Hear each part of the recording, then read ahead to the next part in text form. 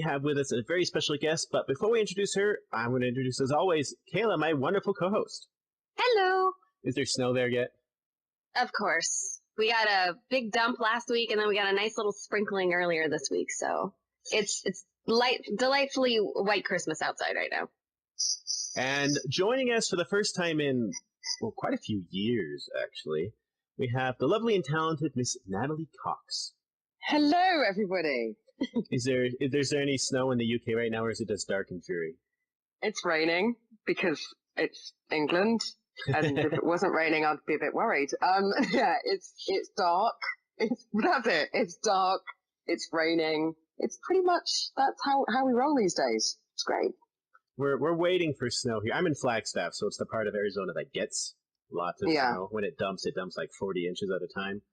We haven't gotten any yet, but it's going to happen soon.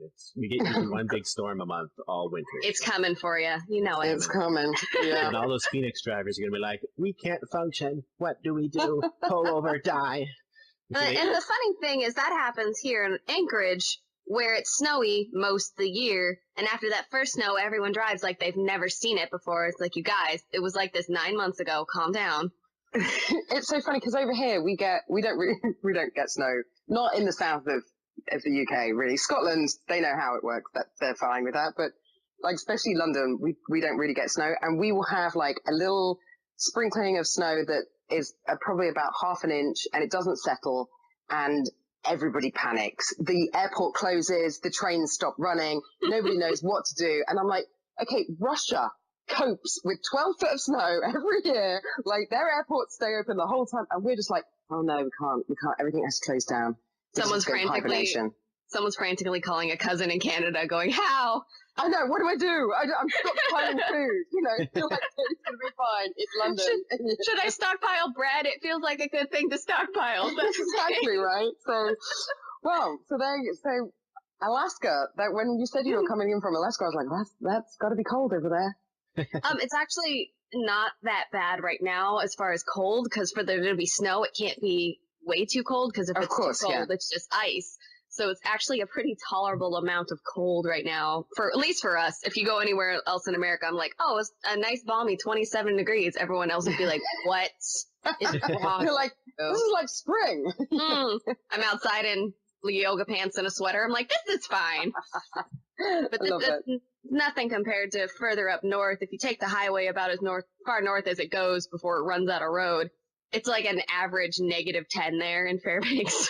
And they have They have an ice fog there, like where the fog will freeze. Yes. I'm sorry. I wish you could see my face right now. I'm like, ice fog what now? Like literally the fog will freeze coming off the river and you drive through icicles. That sounds like a horror movie. It's too cold. It is. Oh gosh. Wow. Okay. I'm nervous, but I'm not going to put it on the list of places I really need to go and see very soon. If you do come to Alaska, come in June and July. That's when Alaska is at peak beautiful. That's when you'll see the most animals. You won't get the northern lights, but you get all the mountains and all the beautiful natural plants and stuff. Like that's the time to come here. Yeah, I'd say thank you very much. Later July, early August, just because then the mosquitoes are gone. Okay. Yeah, that's fair. But I'm learning a lot. This is great. Thank you. I just feel so bad when people come in the summer and they're like, so when did the northern lights come out? And I'm like, October. When it gets dark, and it doesn't get dark till October. Down. That's not how this works. I'm so sorry.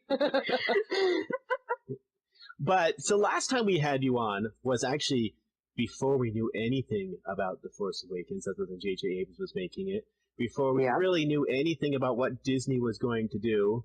And so much has happened since then. So much. Like it seems like it's been so long. I know. We've had 2 movies out, almost 3. For the 100th episode, didn't I? Yep, that was the first time. So, because I had a quick listen to it today, and there was a promise that I would be back on for the 200th episode, which I seem to have missed. 200, we were trying to get you, David Collins, and Sam Witwer on at the same time. Oh, yeah. And then everyone, you had a commitment last minute. He had a commitment last minute. And then I think David Collins his wife was pregnant at the time and had an issue. And so we're like, yay, boom. Oh, sorry about that. But it was like an all or nothing. It was like an all or nothing kind of thing because Sam wanted to be on if they were on, and it was like, oh. Yeah. It will work. Oh, bless. We need to get a reunion going with those guys, actually. That would be quite cool to do. I don't think the three of us have met up again since we did the second game, so that would be quite a coup. But one day we'll all end up at the same convention together or something. You suddenly look down a panel and you're like, these guys, hey. I know. I'm like, I know you. Knowing you'd be at the panel and Sam would be in the front row as an audience member just to mention you. Wait a second, you need to be up here. I know. That would be hilarious. I love shenanigans. Let's do it. Let's make it happen. Yeah. So a lot has happened in the Star Wars universe since I was last on. And, you were really excited then to see what JJ was going to do. And then, since then we've gotten Rogue One, we have Last Jedi coming out. Mm-hmm. Are you still excited? I am. I just think it's great. I think what they're doing with the whole thing is brilliant. I mean, there's such scope for the Star Wars universe. It's a universe. It's huge, right? They can go any which way they want, really. And I just think it's brilliant that they keep producing these things that are just amazing. I mean, Rogue One I loved it. I thought it was brilliant. Incredible.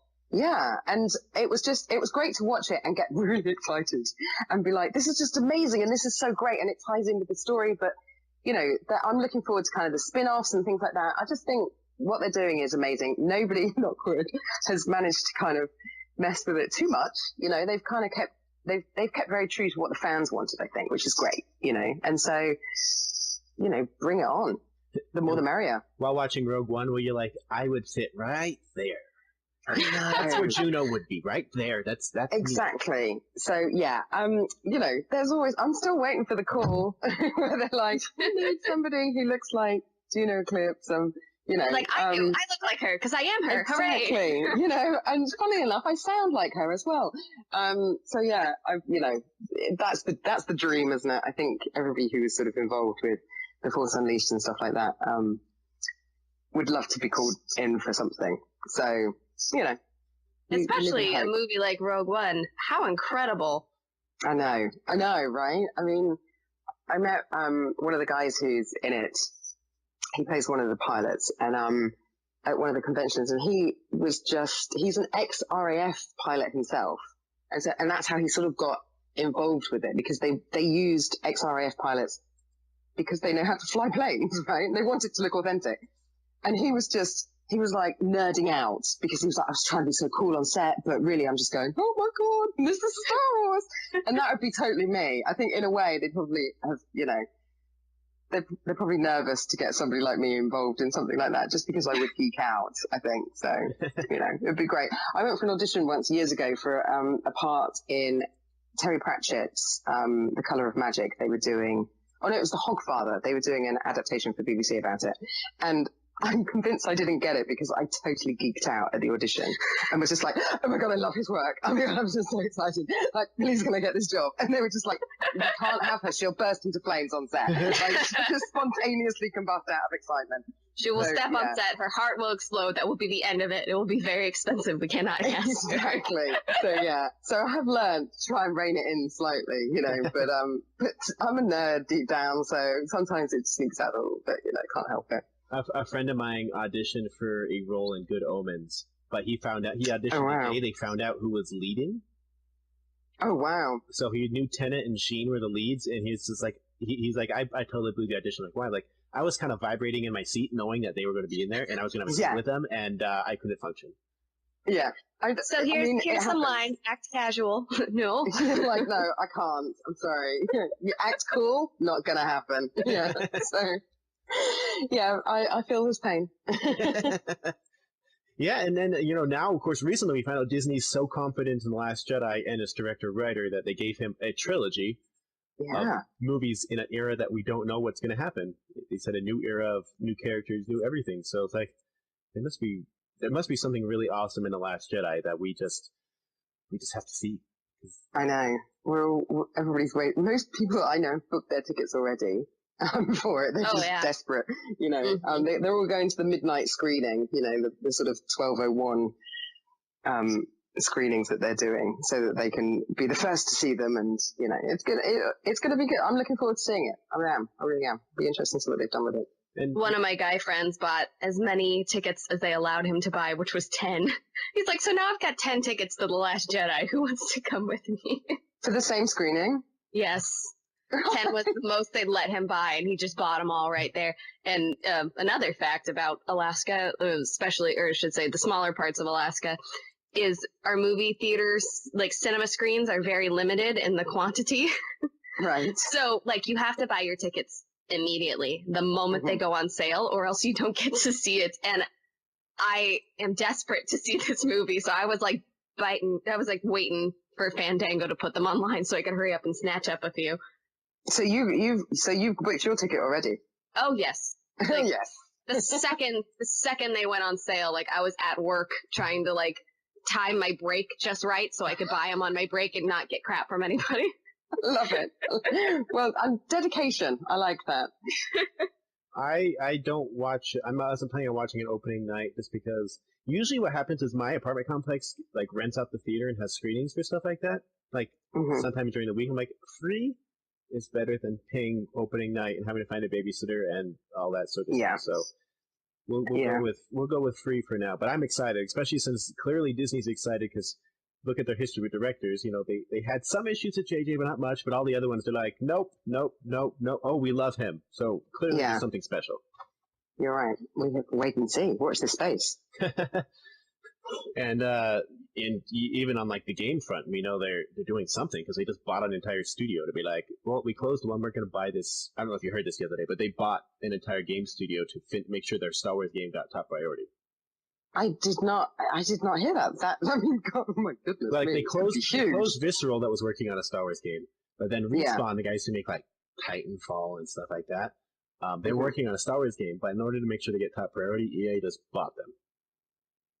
As you do, right? You know, what a Disney move. It really is, isn't it? It's like, we want to book some space. We'll just buy you guys, and then you just work for us. And it's ours now. Exactly. So wow. So it's exciting times ahead. Then this is going to be great for everybody. Yeah, it's what Bruce Wayne would do if you know Batman ran It's Disney. exactly what Bruce Wayne would do as he goes. Or Marvel Bruce Wayne of Iron Man when he's crashing into the building and he's like, how fast can we buy this building? I could just hear Mickey Mouse doing that. How fast can we buy these studios? Haha. Yeah, exactly. Just throw some Disney dollars at it. It's fine. Mickey Bucks. Yeah. Which actually, now that I say it out loud, sounds like a Disney coffee shop. Mickey Bucks. Mickey Bucks. It does. Downtown Disney. Quick, copyright that. Copyright it now. Yeah. It sounds like you'd be in downtown Disney somewhere. Right. If not already.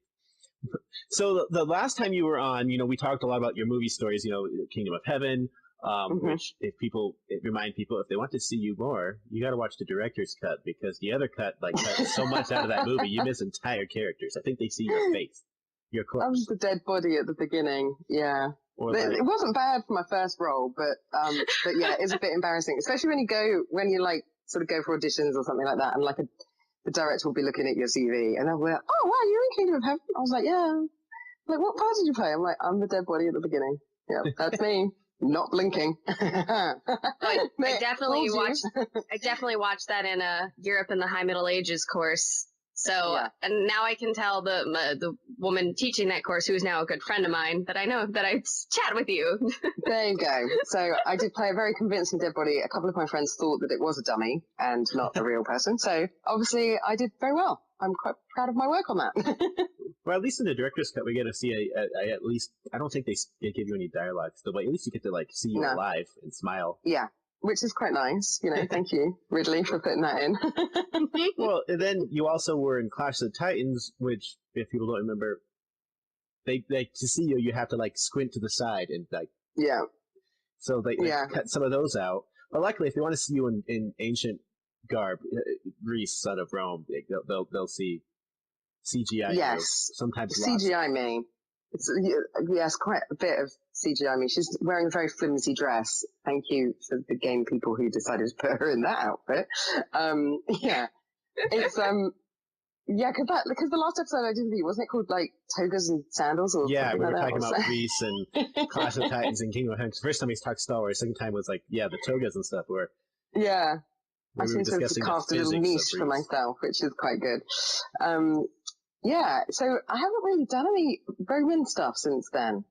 You've done like occasional like TV show spots, and then you've done lots of modeling and advertising.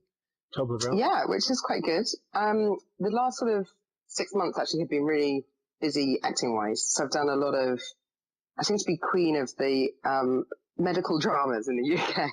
So we have 3 big TV shows over here that are like dramas, so once a week dramas. Sorry, there's 2 that are once a week, and then one is sort of like a soap, and it goes out every day during lunchtime hours kind of thing. And they are Doctors, Holby City, which is a hospital, and Casualty, which is the ER department of Holby City. So they're kind of linked, but it's sort of a spin-off show. And the sort of the joke as an actor is that you want to do the trifecta and do all 3. And this year I managed to do. I'd already done Holby City before, and I managed to get called in for Doctors and Casualty this year. So that's it. I'm done now. I feel like you should have gotten like a special hat or something. Like, right? I was on all 3 shows. Yeah, you get like a badge or something. I feel like definitely you should have got something like that. The best thing, so Casualty just aired over here, and the episode that I was in, my character breaks her wrist, and they have this sort of, like a lot of TV shows and things, you're not allowed to tweet about it and put it on social media beforehand because NDAs, and you can't spoil it for everybody because people, a lot of people watch these TV shows.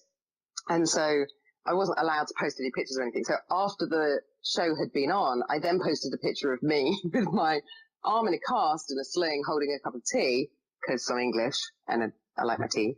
And people who weren't in England and didn't know that I'd been on this show, so they were like all over Instagram, were like, "Oh my God, what's happened?" And I've got like stitches on my face, and I'm like, no, it was for TV show. And they're like, "Oh, okay, which one?" I'm like, "No, you can't see it because you live in America." Yeah. We will find a way. Yeah, it was quite good. It was quite a good little guest part, So yeah, so I've been doing quite a bit of that recently, and yeah, just the usual kind of plodding along with modelling and acting and a few computer games here and there and stuff. So I seem to have moved away from the sort of slash and kill games and sci-fi, and I actually am shooting in a couple of weeks' time. I do a regular spot on a Formula One racing car game. That's not bad at all. Which is that's very exciting. Fun. I don't get to drive the cars, unfortunately. I was going to say, no. There's not a lot of female Formula One drivers. That would be really cool. Gosh darn it. I know. So cool. I play I play the agent, basically, so I'm in all the cutscenes, and fun. Which is really fun. So there's like a whole script, and it's quite nice because each year that goes, I've done it sort of 3 years now, and each year goes past that they give me more and more to do. They're sort of like, oh, we get quite a good response from Emma the agent, so we're going to give you some more lines and some more scenes to do, and it's quite good. And she sort of, it's, from an acting point of view, it's really good because it's full body motion capture again. So I get to go down to Shepperton Studios and put on the whole bodysuit and the head cam and everything, which is always fun. And it's quite good as an actor because there's a lot of scenes where you have to be like really strict and evil sort of thing, like, and have a go at the drivers or the gamers for not doing very well. And then there's like other scenes where you're like, yeah, we did really well, and we're going to, you're going to be promoted and blah, blah, blah. So like you get a full range of emotions doing a computer game like that, which is quite fun to do, kind of flexes the old acting muscles. And it's much better than like, there's 2 type of roles you could do in some of these games. Like if you're in Need for Speed, the other role would be the flag girl that gets to wear whatever. Yeah. Getting in, when I do tell people that I'm in a Formula One game, they do think that I'm the girl that waves the flag, and I'm like, no. Or the pit girl who just stands there holding a sign, and I'm like, no, sorry, I wear a suit, I work in an office. It's very corporate. What were you going to say, Kayla? Oh, I was going to say, well, as an actor, you kind of start to feel a little bit crazy when you're, standing in front of a green screen reciting lines. I can only imagine how it feels in a suit with the camera and everything. Is there ever a point you hit where you're like, I feel silly, I need 2 seconds, you guys? All the time. The best thing about the Formula One is that I have to wear heels because it makes you walk differently. Yeah, as a woman, you would know this. I mean, as a gentleman, you might know this as well. But when you wear heels, your gait kind of tends to be slightly different than if you're wearing sneakers, for example. So I have to wear heels whilst wearing this weird bodysuit with this weird head cam and, black dots on my face. And it's not that sexy, but the heels kind of give you a little bit of, je ne sais quoi, as you're touching across the studio. You at least get to bring your own heels, or do they provide them for? Oh, good. Because every girl has a comfy pair of heels. Exactly. As asinine as that might sound, we all have our go-to comfy pair of heels. Yeah. So if I showed up and they were like, the ones you can wear for anything, you'd be like, I could run a marathon in these if I really had to, So exactly.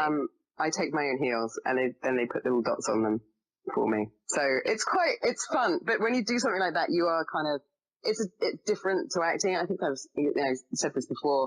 It's because you're not on a set. You're in this massive hall, basically, and everything's marked out with gaffer tape. And you might have a few props if you're lucky, like a table and things like that to sit at. And, but there's, the other guy there is wearing the same kind of weird monkey suit that you are. And, you're just kind of like walking around and trying not to bang each other with your head cams. And, it is bizarre, but it's really fun, and I really do. I love doing motion capture, and I think because it's different, and it's you kind of have to use your imagination a bit more. Which, when it comes to acting, that's what we like to do. So, it's good fun. It's not too far removed from stage acting often, because a lot of the things that are happening around you, you're just pretending that those are happening around you. Exactly. So I don't actually do any theatre because I've never had the opportunity to. I mean, I would quite like to, other than sort of when I was younger and I was in the amateur dramatics and stuff like that before I turned pro, basically. You got to start somewhere. Don't worry about it. Exactly. But yeah, it's probably exactly the same thing, that like you kind of have to imagine everything. I do remember though, I went for an audition, this was a few years ago, for a part in a film. I won't say what film it was, but it was, I kind of have to actually. So it was for a part in Wolfman. Do you remember that movie with Benicio del Toro? Yeah, but Joe Johnston. Eventually, Joe Johnston did it, and Anthony Hopkins did it. Yeah. The makeup in that was incredible. So I went out for a part for that, and it was to play a blind opera singer. And I've got a feeling that the part actually got cut. So why I didn't get it, I don't know, because apparently I'm very good at doing parts that then end up on the cutting room floor. But I went for the audition, and the casting director was there, and she said, okay, so the scene was basically this blind opera singer is singing a song. The Wolfman hears the song, and he peers through a skylight and sees this woman, and then he smashes through the skylight into this room of people who are listening to her singing. He kills all the people, and then he goes up to the blind opera singer and sort of breathes on her face, and then somebody comes bursting through the door, and he runs out. And of course, she doesn't know what's going on because she's blind, right? So the casting director is saying, when I clap my hands, that's when he falls through the skylight. And then when I bang the chair on the floor, that's when he's killing all these people. And then when I clap my hands again, that's when he comes up to you. And then when I make this noise, that's when he's doing this. And I stood there and went, wow, that's a lot of things to pretend. And she turned around to me and she said, it's called acting, darling. They don't like it when you call it pretending. And I was like, oh, God, sorry. I'm so sorry. Yes, acting. There's a lot of things to act, yeah. So they don't like, apparently in the industry, they don't like the word pretending. Pretending. I'm going to remember what that. They're doing. I know. It's acting, darling. It's acting. Like, oh, good. Okay. But I didn't get the part, so, oh, well. I wonder if apparently it went to somebody who could actually sing. I can't sing. I wonder if some of that got cut because, if I remember right, like Joe Johnston directed the movie, but he was brought in like 2 weeks before they started filming because the other director left. Yeah. So it must have been that movie had so many problems with it that I kind of was like, I'm quite glad I didn't get the part in a way, It had, people were being replaced last minute, I mean, something goes wrong if you have to bring a new director in 2 weeks before you start filming, because there's so much that has gone into the film up until that point. You're like, oh gosh, what happened? And it's kind of amazing that he got it done, because that means he's like literally steps in and goes, okay, I better start running. And yeah, exactly. So, and he's retiring soon. He's doing his last movie right now. He's retiring after he does. He's doing Narnia: The Silver Chair. That's his final movie. Oh really? Oh, I want to see that actually. That'll be good. Yeah. I would like to see. I did like The Lion, the Witch, and the Wardrobe, so I think I have a soft spot for Narnia. Same here. I've enjoyed them all. It's just like, I don't know. It's something special when you can have a movie where it's literally just kids experiencing magic, and it just feels magical as you go through, versus trying to make it gritty, realistic. And so I'm like, no, I like the whimsical. Whimsy is fine. Very whimsy fun. is fine. We need more whimsy in our world right now, so I'll take it. And I'm then, happy. One of the biggest reasons you go to the cinema is escapism. You want to kind of forget about work and all the, bills and stuff like that. You want to go and you want to immerse yourself into something that takes you away for a couple of hours, So if it's got some giant talking lion who sounds like Liam Neeson, then isn't that great? I'd go and see a movie with that in it.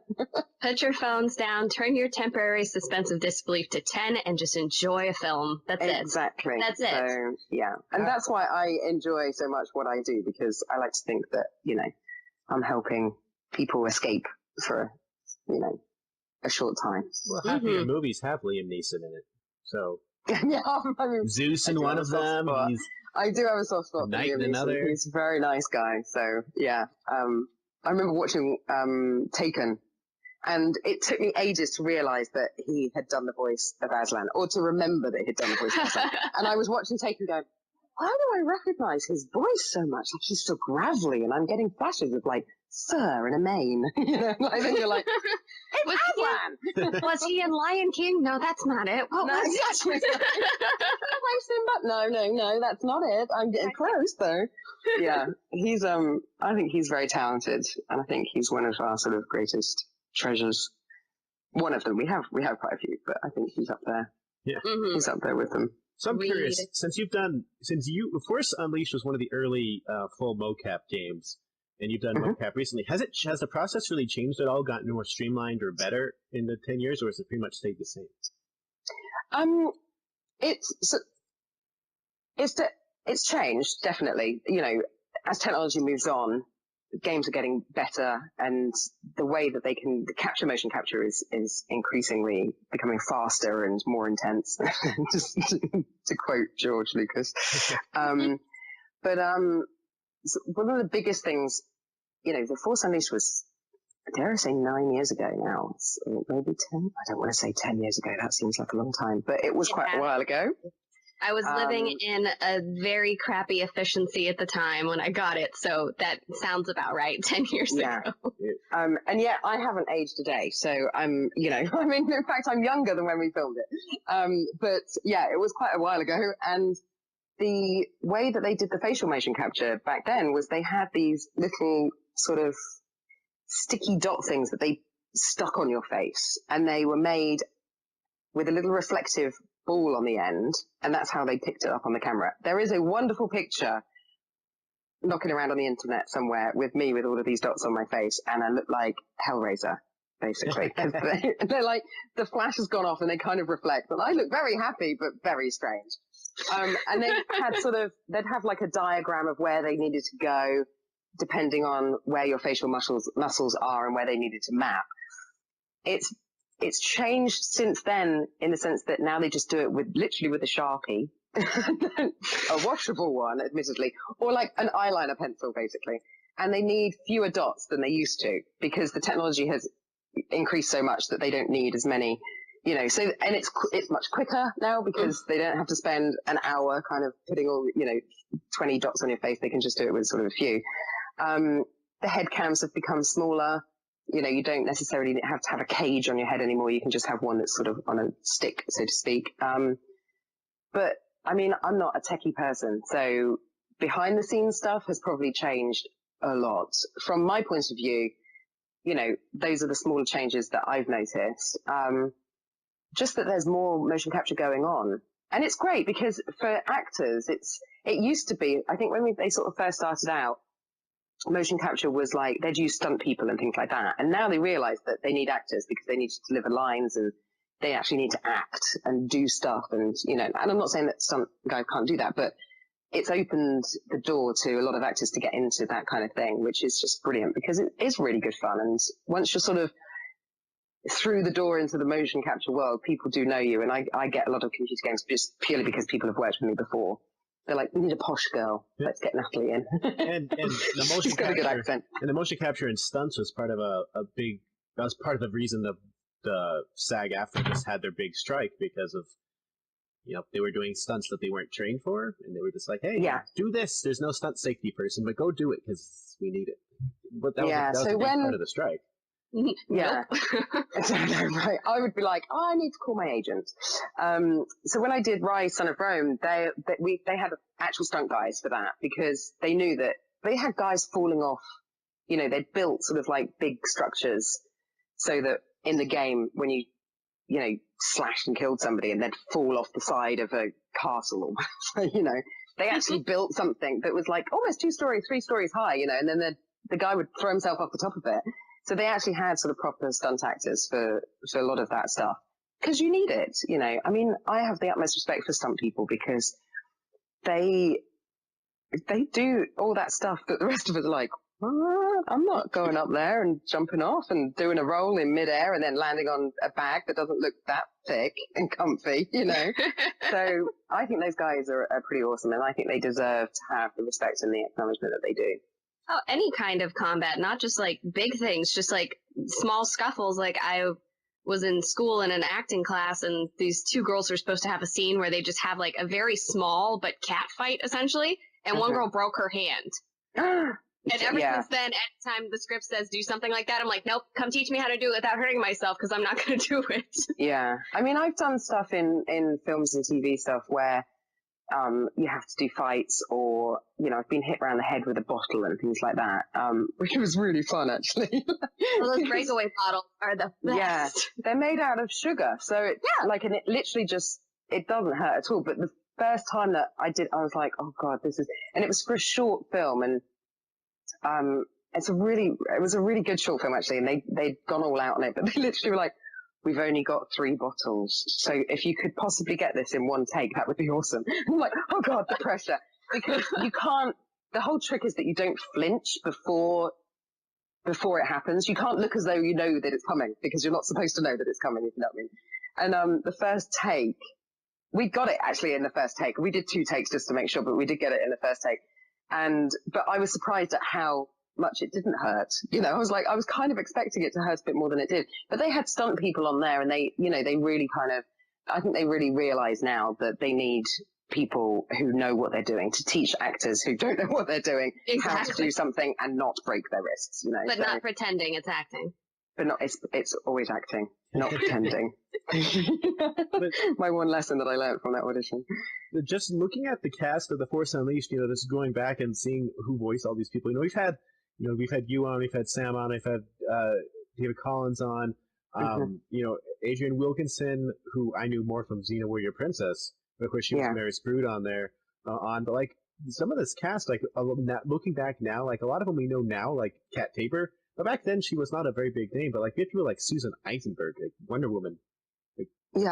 Or wasn't Larry Drake L.A. Law? I think he was in because he passed away recently. Oh, was he?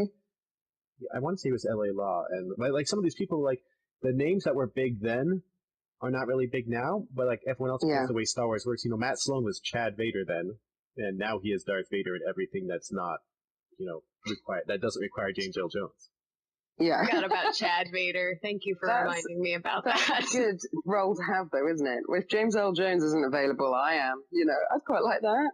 I think that would be quite a good job to have. The backup, Darth Vader.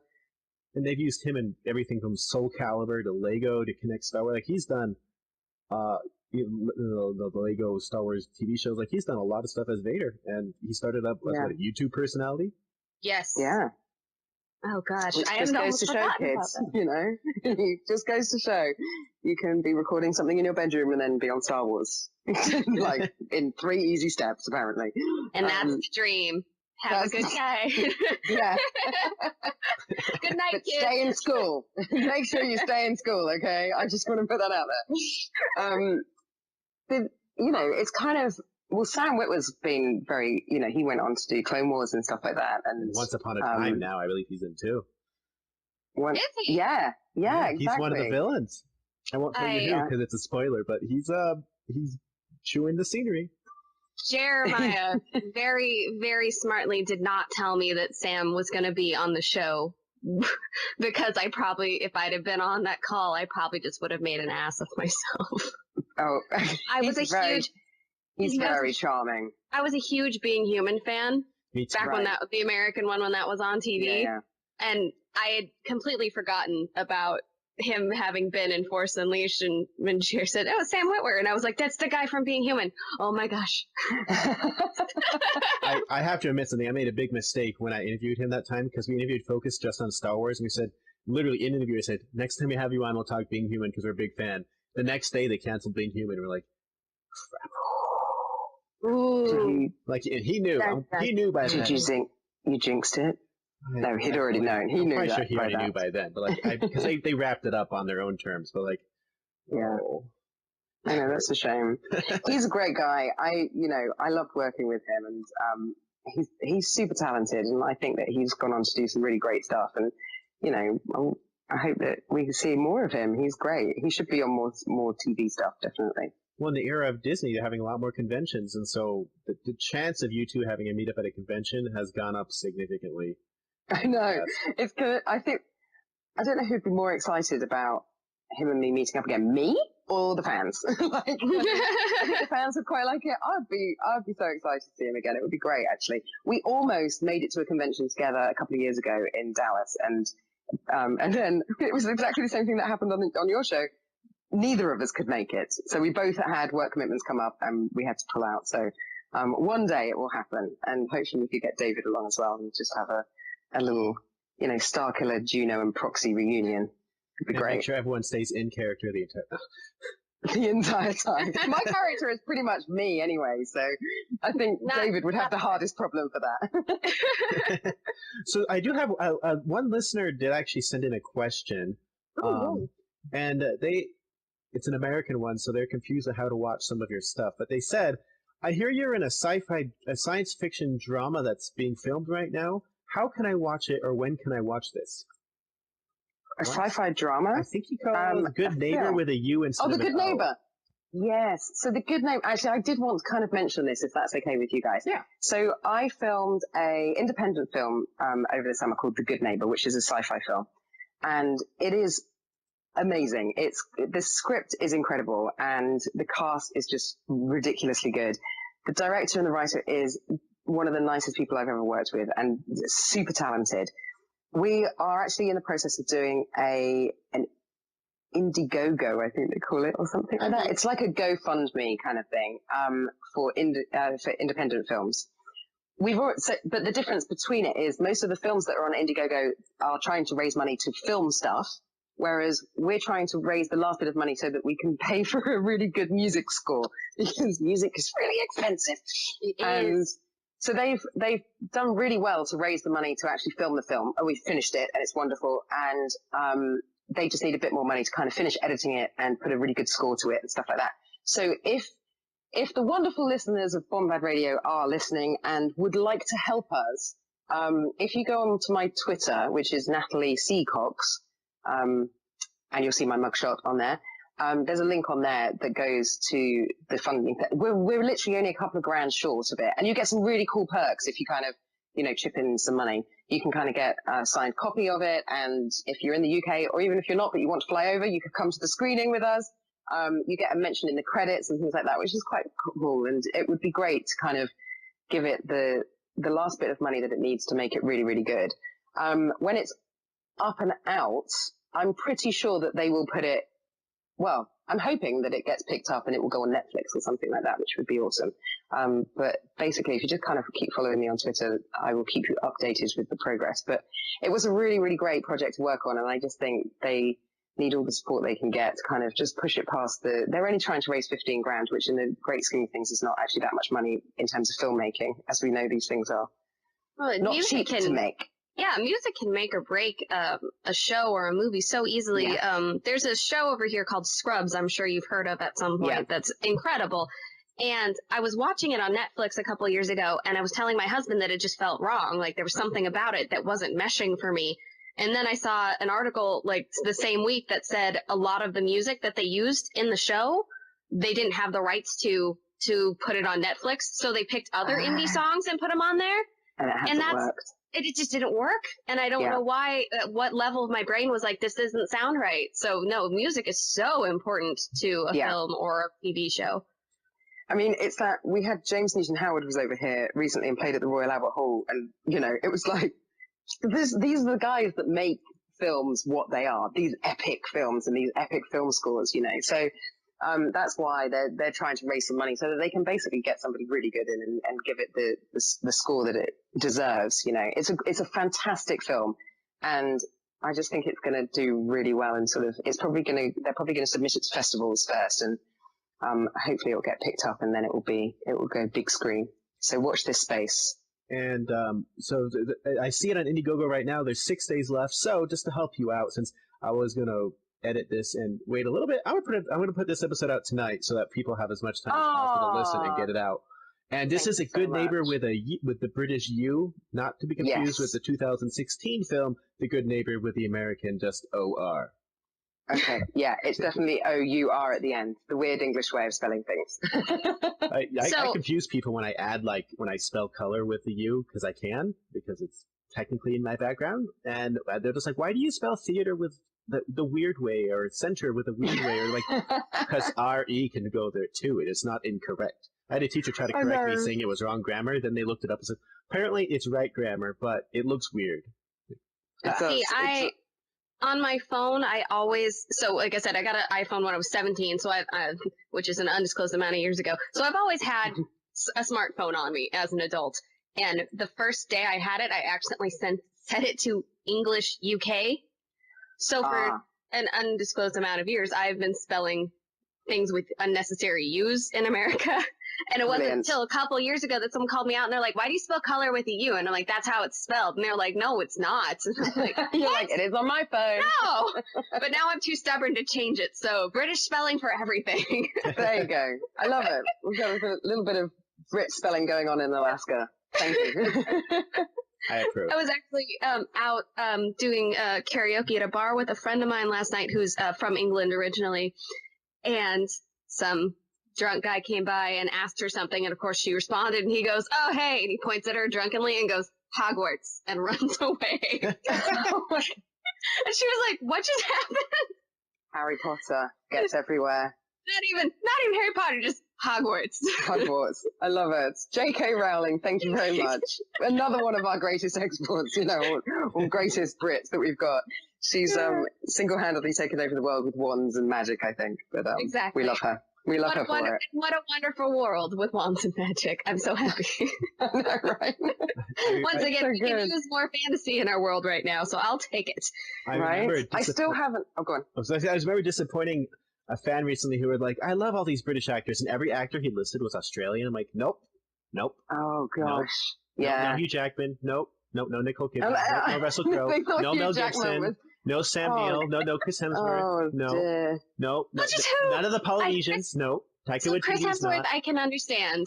Because you watch Thor, he sounds more proper. So, okay, I get it. But who heard Hugh Jackman was like, English? I don't know. I think you watch the Prestige and go, Christian Bale's English, therefore he's English. No. I don't know. We do have some good English actors, I mean... Watch Harry Potter. Is right there. Yeah, basically. They're all there. Alan Rickman, bless his heart. Idris Elba. Idris Elba. Idris Elba has his own fan club in the UK. I think the majority of the women in the UK and quite a lot of the men, in fact, are in the Idris Elba fan club. That man can do no wrong. Chiwetel Ejiofor, with Marvel kicking up recently, and David Oleyo doing lots of Star Wars stuff. It's like, there's a lot of good British ones there. Just don't take all the Australian and Kiwi ones, please. There's plenty. There's enough acting roles to go around. Share them out. All the Kiwis are in Thor, so we can find them. Yes. They're all in the one movie. What? I was like, the Brits have Daniel Day-Lewis. I think they're fine. That's true. We also have Gandalf. Yes, you do. So, the best of all of them. Yeah, I went to see him. He did there was a screening of a very old film that he did back in the sort of 70s, and he did a question and answer afterwards. I kept threatening to my friend that I was going to shout out, "Hey, Gandalf!" She was like, "Please don't. It's Ian McKellen. Please don't." And I'm like, "I won't." I really wanted to, but I didn't. It was at the BFI. It's terribly proper there. But he was amazing, and I could have listened to him all night. The stories that he was telling was just absolutely incredible. It's become my new mission in life to become his best friend. Well, basically. Then you have Gandalf's friend in real life, Sir Patrick Stewart, who's willing to do anything, from dragons to X-Men to talking poop. I know. Poop emojis. Those two together are just like, tour de force, aren't they, really? I mean, they're just incredible. And the fact that they're such good friends, I love it. I love the fact that they're so good. And they post like silly, goofy pictures on Instagram together, and I'm just like, oh man, that would be such a great friendship to have. Or when I want to come to your dinner party. Or when Ian McKellen posted, I married Patrick Stewart today, and people were like, oh, really? I know. No, he literally performed the ceremony for Patrick Stewart today, but people just like went everywhere. I know. They're like, Patrick Stewart is married. and not to Ian McKellen. But I absolutely... What a marriage that would be. Could you imagine? They would be like this ultimate power couple. I think they are the ultimate power couple anyway, and they're not married. It's fine. Mm-hmm. We'll let them have that title. I would absolutely be the friend being like, I'm gonna yell, hey Gandalf. Yeah, right. I'm gonna do it. Friend. I was that friend. I managed to control myself. My husband's the friend next to me going, he has a title. He is a sir. You do not do that. Exactly. Can I yell, Sir Gandalf? Does that work? Meanwhile, I'm the person. Would have loved it. Meanwhile, I'm the person who hears the name Carl, and I can never stop going, but Carl, don't kill people. Including at like elementary school. I'm like, I'm sorry, Carl. I see you every day, but Carl, that llama just has to talk. You have certain names have certain connections with them, don't they? That you just can't help it. You go there. So I'm sure Ian McKellen gets it all the time. But, when my husband and I were dating, we were just throwing around as one does, baby names for potential offspring at some point. Mm-hmm. And he goes, only English kings and queens. And I was like, oh, good. So Canute is on the table. He was like, what? Brilliant name for a baby. And I kid you not. Awesome. I kid you not, a month later, I was at an audition that was being held in the basement of a church, so it was totally legit. And the elementary school cubbies they had, God bless it, there was a Canute. There was a poor little cubby for a C-nut right there, and I felt so Somebody bad. Went there. You could go Edwig too, right? Isn't there a king named Edwig or Edwig? Yeah, something like that. But you can go all out. I mean, that's pretty awesome. It's worth having a baby just for that. He rescinded the English kings and queens rule immediately after. He's like, we need to talk about this, actually. I've changed my mind. Yeah, back to the drawing board. No more English kings and queens. He could have been cheeky and gone the producers where he says Hitler came from a long line of English queens. English queen. I mean, we don't like to talk about it. Very touchy subject. My husband's name is Henry, so he's like, yeah, English kings, we got this. I'm like, I don't think you know how fun some of those names are, but let's do this. Let's go really far back. So outside of Good Neighbor, I know a lot of people, I think on Netflix actually recently this last summer, got to see another film of yours. London Heist came out, and people were like, oh, yeah. I remember getting sent the trailer, and people going, la, there's Natalie Cox. That's Natalie Cox. She's right there. She's in the trailer. We see her. She's in the movie. I actually got a tweet about that. I'm like, oh. So that's on Netflix, so people can see that one, and that's more like a... It's a gangster movie, basically. So, once again, they did cut quite a lot of my stuff. I got a very nice letter from old school letter. It came by Owl. From the as all letters do in the UK. Of course, yeah. I got an email from the director giving me a heads up, actually. So usually you don't get told when you get cut from stuff. You go to the premiere, like I have many times, and you sit there and you watch it and go, oh no, I'm only in 2 scenes. But this time I did get a heads up because it was an independent film, so they have a bit more leeway. And he wrote me a very nice email saying it wasn't anything you did. They just decided to go with more fast cars and shooting guns rather than a love story. So yeah, some of the stuff that I really liked, unfortunately, didn't make it. Maybe it will make it into the director's cut, but yes, it is on Netflix at the moment, London Heist. It's a good movie. If you like fast cars and shooting guns, it's about bank robbers.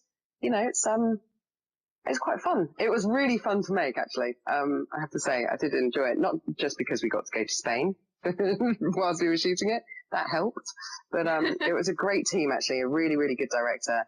I really like his work. So, yeah, it was good to work with them. So yeah, you can see that. And I think Exam might still be on Netflix as well, actually. I'm not sure if it is, but it's an old one from a few years ago that refuses to sort of disappear. It keeps resurfacing every now and then, which is quite fun. That's another good one. Having scenes cut can't be any worse than Jack Whitehall and his part in Frozen, where his animated role was reduced to a non-speaking part. Yes, there was that. Really? Yeah, he's like, I'm in a Disney movie. It happens to the best of us. And he had a line. He had like one line, and they cut it for time. And when he promoted the film, like he did interviews and went to the premiere and everything. And he said in the animation, you can see his character open his mouth to speak, and then they cut away. Oh gosh, that's work. Yeah, that's bad. You see, and that is what happens. And I talked about this on the last episode that I was on. That Kingdom of Heaven. I went to the premiere. I did the red carpet with my friend, and then we sat there. And I was only in 2 scenes anyway, so they literally cut 50% of what I was in. But the film opens with me as a dead body, and I turn to my friend. I'm like, "We can go. I'm not in anymore." I had to sit through an hour and a half of Orlando doing the Crusade, so just so we could see my name at the end in the credits. But yeah, it's you don't find out until the screening that. Go get a snack, come back, see your name in the credits, and leave again. There you go, and then you can leave, and you're like, well, I did my part, so, But it happens, it's happened to everybody at some point in their career that, they get excited about something, and then it gets reduced to a non-speaking part in a Disney movie, apparently. In a cartoon! Oh, well, at least Kingdom of Heaven got the extended cut where you got to actually see the movie Ridley wanted to make, so at least you got more there. Not everyone gets that which option. Is quite nice. Not everyone gets that option. So, yeah, they don't always put the deleted scenes back in. They have so much footage. That's the problem, that they can't use it all. Otherwise, it would be like a trilogy for each movie, and no one's going to, So, it happens. As an actor, it's going to happen. Yeah, exactly right. But people are going to get numb bums sitting on the seat, so we really need to cut something out of this. So, yeah, it does happen, but... and it happens with TV as well. So it's, it's one of those things. You just roll with the punches. Mm-hmm. It's just nice that you get to be there. You get to do a job that you love. I love what I do, and I'm very blessed to be able to do what I do. So if the final cut is not what you were expecting, hey ho, you did the best job that you could do. You turned up, you were seen, and you met some great people and you had some fun along the way. You had some fun and you got paid to do it, and there's nothing more you could ask for, honestly. That's it. There really isn't, is there? It's, find something that you love and then figure out a way to get paid for it. So that's the dream. That's the way it works. And I think that's a very good place to wrap up. So if people want to follow The Good Neighbor, the Indiegogo has 6 days left, and that is Good Neighbor with an O-U-R at the end, not the O-R. You guys are almost there. 83% has been done, so you're really close. Where else can they track your projects? You can follow me on Twitter. Like I said, it's Nathalie Cox, and I'm on Facebook as well. I'm on Instagram. So the Instagram, I wasn't on Instagram last time I came on. I'm on Instagram now. So there's lots of goofy pictures, which is quite fun. And random pictures of food. I like my food. So, and then, I tell people what I'm up to. Unless there's an NDA, which I can't, then I tell people after it's come out, usually with a lovely picture that people think I've broken my arm, but I haven't. It was just for a part. Find me on social media. I'm all over there. And it's fantastic to have you back on. You're one of the ones I love talking to. And people, there's just always stuff to talk about. Always good stuff. And thank you so much for having me on.